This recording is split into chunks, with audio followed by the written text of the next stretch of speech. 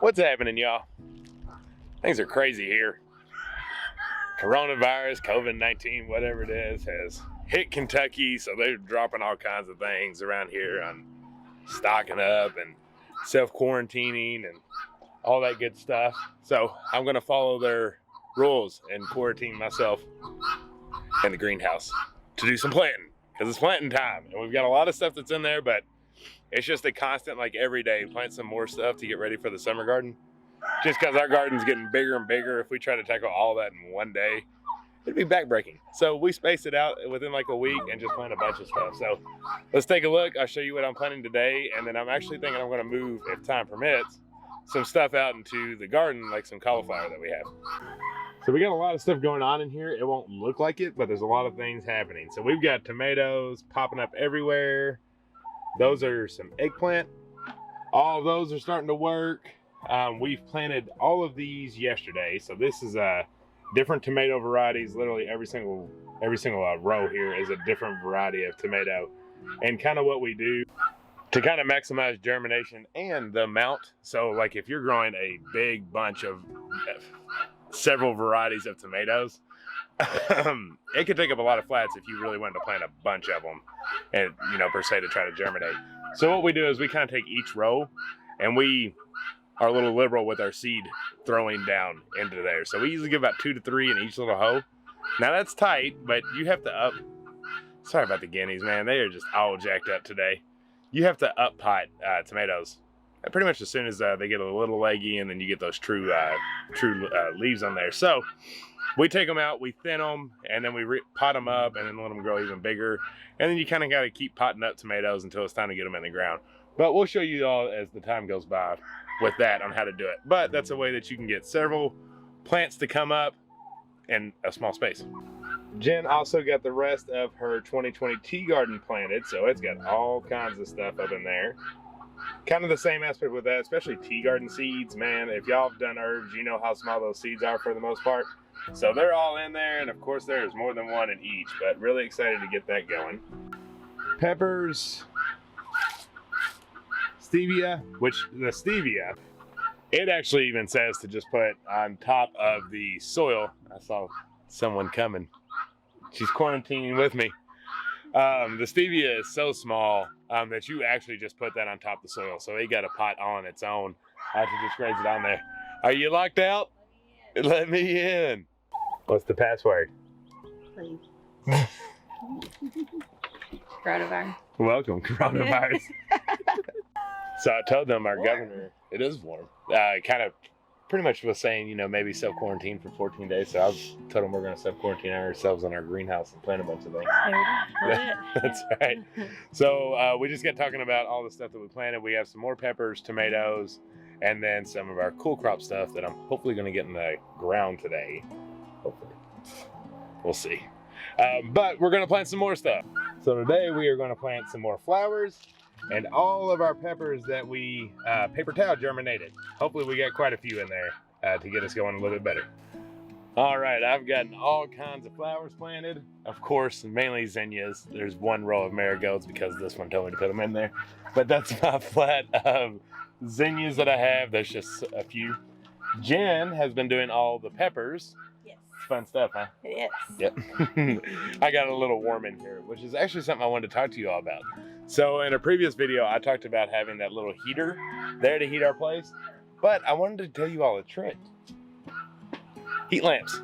So like with us, we alternate chicks out of our house all the time, so we got heat lamps just laying around like crazy. So when you have heat lamps laying around, that gives you two purposes. It gives you heat and light. So like today, it's very cloudy. And so where she just planted her tea garden, I put that directly over her flat, working as if like a heat mat that you would use. So it gives it light and it gives it a little bit more heat down there directly on that, plus heating your greenhouse. So keep that in mind, because we highly discourage putting heating mats in your greenhouse. You're just producing way too much heat in a nice dark area. You're gonna attract all kinds of insects, mainly ants. So just beware of that. They love those heat mats in greenhouses. But you can have the same effect. Heat lamp. You can lower it, higher it, however you want to. Make sure you get the clear bulb, not the red bulb like we had mentioned. That's a reptile bulb. if it's going to be used for long periods of time, that can overheat and crack. These are supposed to be better, just your normal clear ones or yellow ones. But that's your little like gardening hack, greenhouse hack, I guess, for the day. Jen's over here working hard. Yeah, buddy. Yeah, buddy. Okay, T-Bird. T-Bird, you want a hug? Huggy hug, T-Bird. You need a hug. Just show them what else you can do. Okay, so let's go see the chickens and the rabbits because we've changed up some things and give an update on them. Hi, turkeys. That. Cock-a-doodle-doo! Oh, of course. Usually every time she does that, they gobble gobble. It never gets old. So here's the Stivers. Look how big they're getting. Aren't they the prettiest stinking chicken you've ever seen? They don't like us very much. They'll Hi, get there. buddy. Look at your hair. You got a crazy dude. Hello. Aren't they so cute? So pretty. They're the prettiest chickens ever. Love them. They're getting so big. They're almost full grown. We got the same haircut. Yep.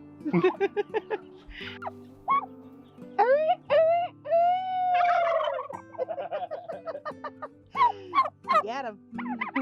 Hi, y'all. I'm Mr. Turk. Oh, you're so shy.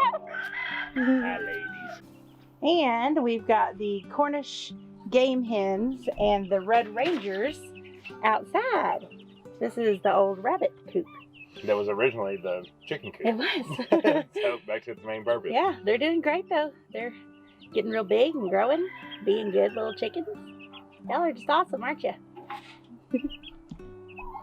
And last but not least is the new rabbit compound. So we've got them right here by the back door. That's Mama and all her babies. They're basically almost the same size as her now. So they're getting huge. She's still being a great mom. Peppy, our buck, he's excited to be here with everyone. And the first little mama back there, she's doing good too. Peppy and her have a lot of interaction with each other. They want to get to each other, but not just yet. But yeah, that's our new rabbit compound. So we got a bunch of stuff here, but what I wanted to show you is we got our yard bird in. Super pumped about it. So that's our yard bird plucker. We're really excited to have it. If you follow us a while, you know that we did basically 15 chickens by hand. We had a drill plucker and it did not work. And it took us about 8 hours to do 15 chickens, and that's just way too long. So we saved up, we got the yard bird plucker. We're gonna try it out on the turkeys. Unfortunately, no one is getting a pardon. I know we had kind of kidded around with that for a while, but unfortunately with these kinds of turkeys that we got, which are white broad-breasted, they're kind of like Cornish crosses, if I can give you the best comparison. They're not like normal just turkeys that can mate and have eggs and do all that good stuff. It's a little bit different with them. So to make sure that they don't have any healthy issues for growing too fast, we are going to be doing all of them. However, we will be bringing turkeys back into our homestead because we do love them. They're great little animals to have and great poultry. So just an update there on the turkeys, and we will be doing that hopefully within a week or two max, because we need to get them out of our backyard and we want to put them in the freezer and have that good old turkey. So our plan is to have one full one. We'll probably pick a tom to be full. That'll be for Thanksgiving this year. And then the other 5, we're actually going to ground up because we love ground turkey meat, and Jen will be doing the canning. So all joking aside, the coronavirus is becoming, I think, a bigger deal than most people thought it would. I myself had a gut feeling from the beginning that it was gonna turn into something big, and it has.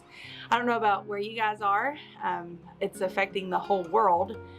Here in Kentucky, it's spreading quickly, and the governor's doing great. He's doing a great job keeping everyone calm and making sure we don't panic. However, people are scared, so the stores are starting to get overran and out of stock, and it's spreading pretty rapidly. Yeah, I think last week we had our first case, and now we're already up to double digits. Yeah. I mean, it spreads fast. As they expected. So, we all knew no it shocker. would, and it's going to continue to spread.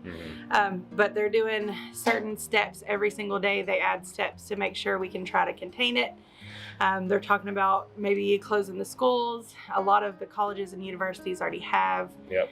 Prisons are shut down. No visitors. Right, no visitors. Long-term care facilities, they're completely locking out visitors, which is difficult for people. And their loved ones are there and they want to visit, and now they can't, so that's hard. Most people are moving to work from home. Businesses are starting to talk about closing temporarily until this can do whatever it's going to do, whether it leaves or doesn't leave. No one really knows, but Right. Yeah. The biggest thing to remember is for yourself, just keep your family safe. We've been told we're crazy because we don't want to go nowhere and we want to stay here, but it's not, we don't fear death from catching a virus. That's not what we fear. First off, we just don't want to get sick of anything. And this one is highly contagious. So we just are choosing not to do some things just because we're a family that's very active, and taking one day off puts us behind schedule. Yeah. So we want to stay healthy. So that's one thing to keep in mind with all this craziness. Also, we don't want to potentially catch it and not know it and then spread it to elderly people that we love and have in our family. So that's a big thing for us too. Right. That's why we choose to just be at home. Exactly. So no matter what you think of the virus, the one thing that we can all agree on, it is not good to catch no matter what. It's really not good for our elder folks or anyone that has underlying health issues. So be cautious of that as well. Even if you yourself think you're healthy and you'll be fine and you'll recover great. Yeah. Think about your grandparents, think about everybody's family and all that good stuff. So be compassionate. Don't be selfish. Use good hygiene, wash your hands. Don't sneeze on people, don't cough on people. And if you feel like you need to stay home, then stay home, and don't let anybody tell you different. Only you can decide what's right for you and your family. That's right. One big thing too is, especially if your state has put in a state of emergency like Kentucky has, that does protect you in some situations like this, to choose to, we'll say self-quarantine because that's what everybody's calling it, but basically just stay at home. Yeah. There are options on how you can work. There's different options on events and other things that you're required to be at that you don't have to be at. Yeah. So just keep that in your head. Don't stress about it. Keep your health, keep your family clean, keep your family healthy, and mainly stay safe. Yep. And don't worry about us. We've got plenty of food, plenty of water, plenty of everything. And we're praying for all of you all and hope that hopefully you're in a similar position and can just be sustainable until this goes away. She did another Christmas vacation quote. Did I? I don't know if anybody caught it. Plenty of everything. Plenty of everything. Towels, plenty of rooms, plenty of everything. Yeah. All right, y'all. Well, I hope you got to or enjoyed seeing a little glimpse of the greenhouse. It looks like a big old bunch of dirt right now, but she's been trying to get in the camera for a minute. It looks like a big old bunch of dirt at the moment, but the thing is going to be popping with green here very soon. I did not get to plant the stuff outside. I may do it later today when I get off work, but it's time to do a little bit more. Yep, that's right. All right, y'all. We love you. We love you. Until the next one. Bye. Bye.